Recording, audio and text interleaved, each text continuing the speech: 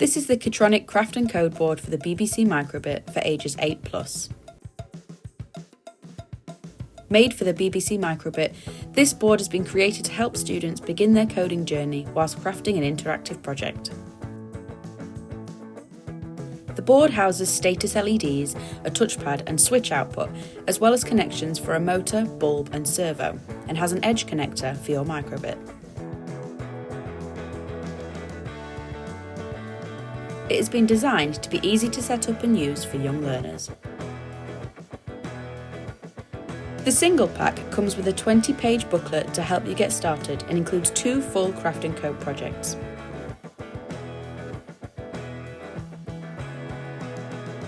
Simply download the Kitronik Craft & Code extension for Microsoft MakeCode. Among a multitude of crafting possibilities, use the drag and drop blocks to build and program your very own spinning carousel.